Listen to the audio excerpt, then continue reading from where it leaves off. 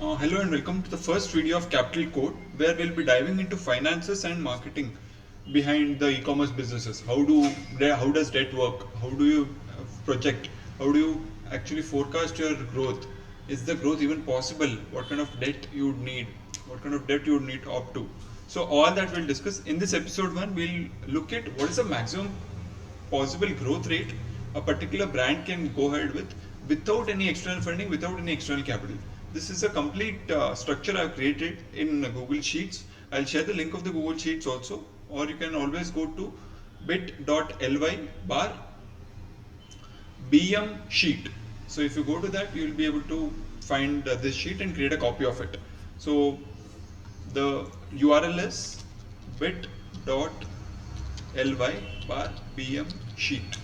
So in this you will be able to go through and check it. Now going through the complete understanding that okay, first what do brands do usually is okay, I want a growth of say 20%, I want a growth of 30%. That's what they tell their team, their agency, or anyone who is working with them. But they don't quantify is the growth even possible or not. Then that's why that hurts their finances. Let's understand if the growth is possible actually. Now, I suppose you're watching as a bootstrap brand, or even if you're a funded growth brand, not a problem. You would still need to understand the working capital part of it. First, revenue. First, understand the revenue what you're generating. This is the net revenue after returns, after sales, everything, after all the discounts. This is the net revenue which is generated. After that, so suppose it's 4 lakh, then CM1, which is contribution margin 1, which is nothing but a fancy way of saying gross margin.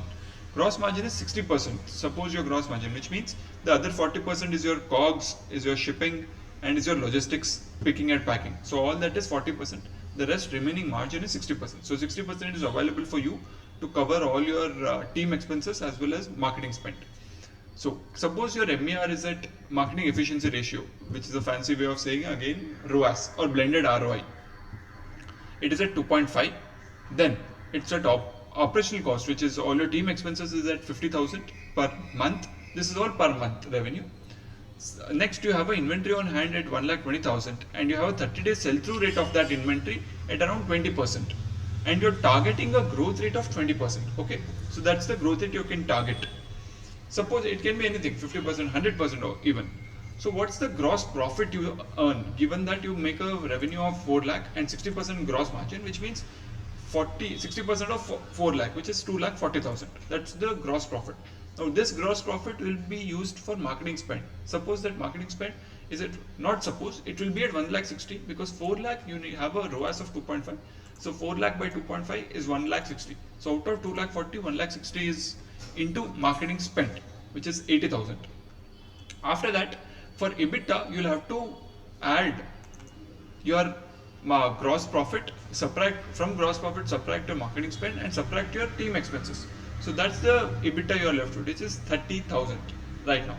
So this 30,000 will be used to, for all your growth, will be used to buy additional inventory. So if you're not growing, you never need additional inventory. You can just keep on refreshing your inventory every 30 days, every 90 days, whatever the time period is, and keep the revenue constant. But that's not what you expect, right? You want a growth in business. So that 30,000 you get needs to be added, and you need to purchase inventory, you need to hire somebody if you have any additional operational expense or anything. So all that is covered from 30,000.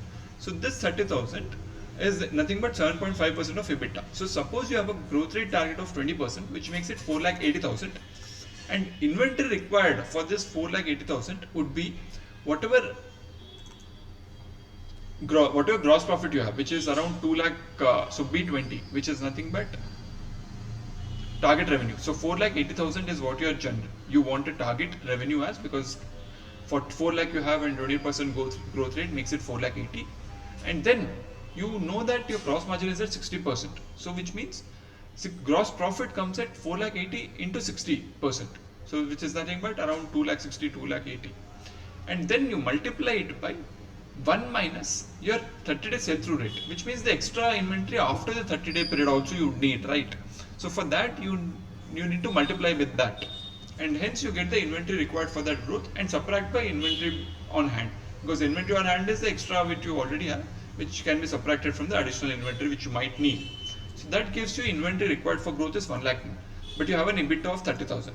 Now the cash flow required for this growth is nothing but your inventory required as well as what is the marketing spend, because marketing spend will also be different as you start scaling. It will be 1,60,000, 4,80,000, and then 2.5% of that. So that will be your marketing. So the total cash flow required for your growth is at 1,42,000. So the extra cash apart from the EBITDA you require is at 1,12,000. So the maximum possible growth rate is at 13%. So you cannot grow at 20%, but you can only grow at 13%, given that you do not have any external funding. This is purely for that. So how do you calculate this 13%? So you first evaluate if this EBITDA is positive or negative. First, if it's negative, then it's zero. You cannot grow further. But if it's positive, then you divide your EBITDA by the per unit cash you want to generate, which is the total revenue and total inventory required plus your marketing spend that is there.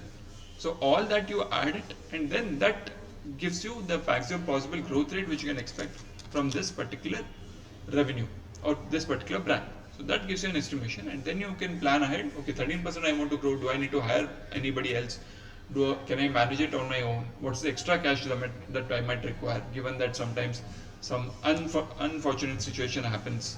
So all that you can drill down. So you can always download this particular sheet from this URL. Thank you.